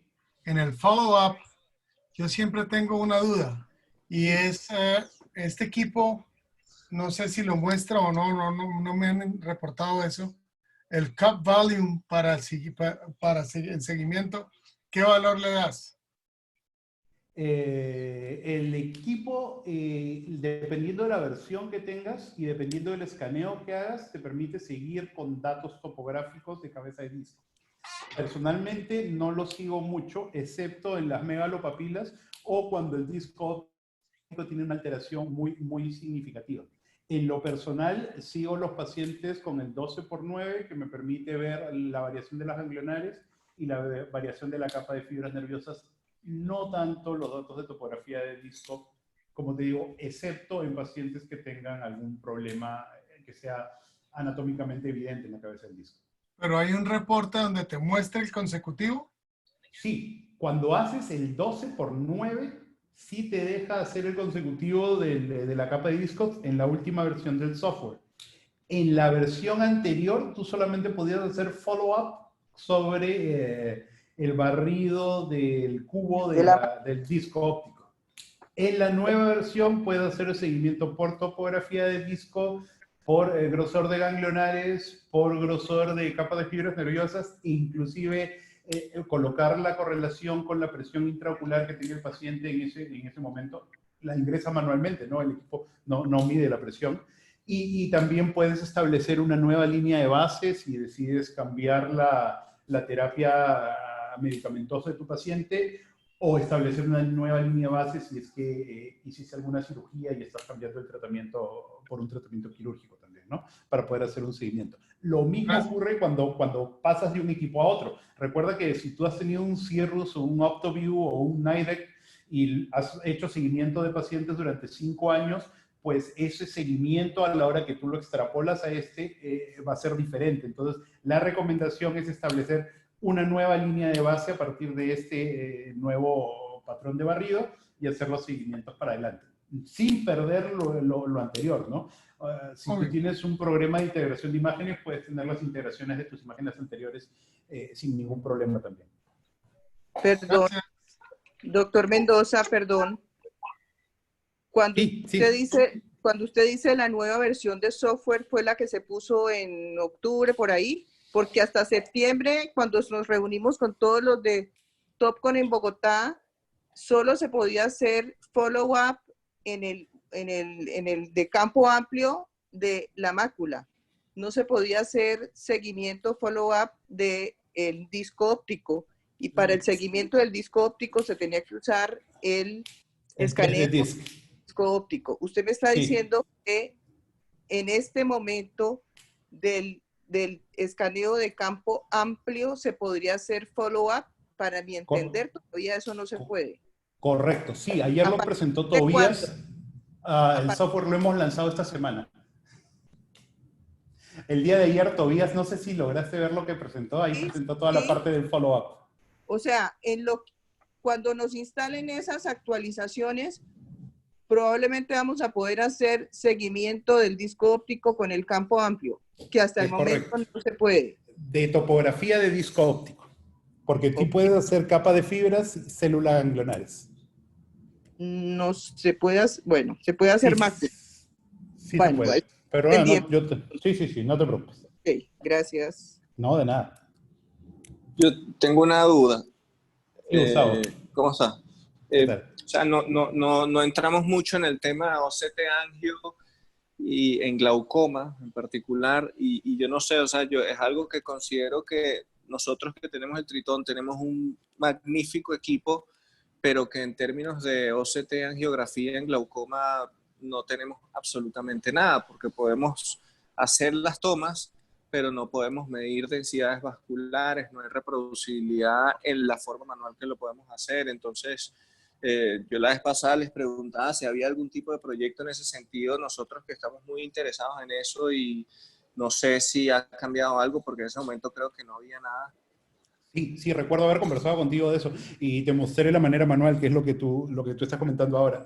Lamentablemente todavía para OCT angio de disco óptico es lo que tenemos, no hay una manera automatizada de poder medir la densidad vascular. Tienes los mapas de densidad vascular con una escala de colores, pero no tienes un patrón numérico automático que te pudiera permitir ver los cambios a ese nivel.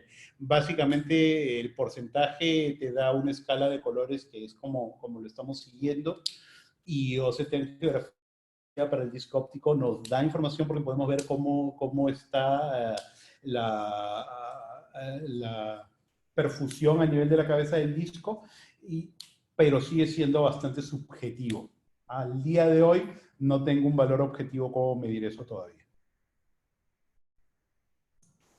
Listo, muchas gracias. Y otra cosa que quería comentar, aprovechando que aquí estamos como reunidos varios de los que tenemos Tritón, nosotros hemos desarrollado un protocolo para hacer nuestra propia base normativa en cuanto a parámetros de capa de fibras nerviosas y parámetros de disco.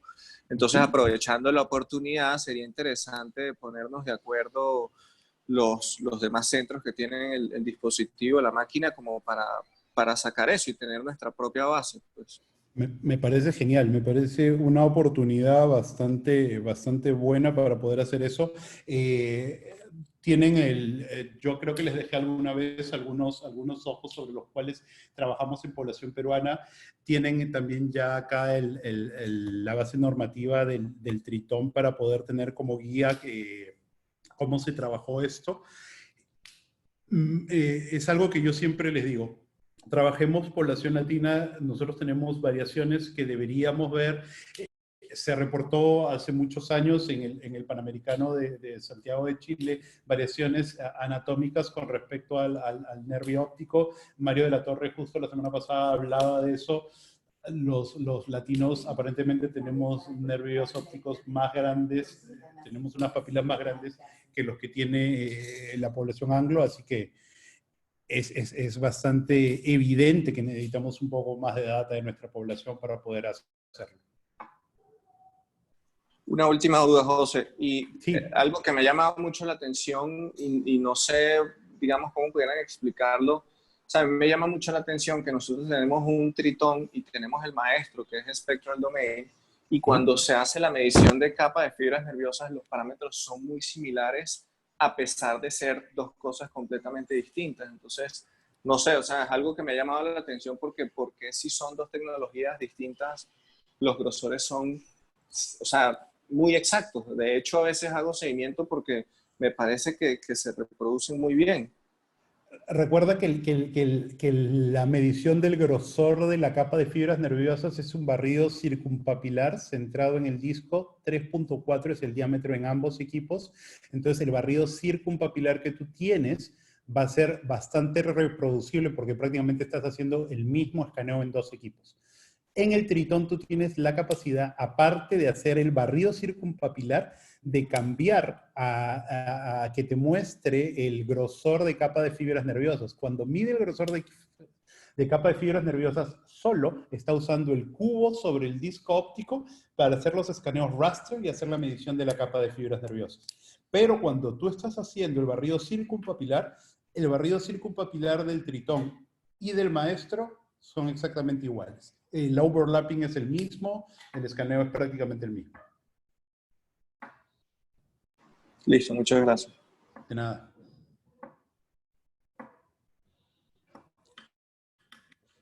Doctor Mendoza, muchísimas gracias por la excelente conferencia y gracias a todos por su asistencia. Gracias.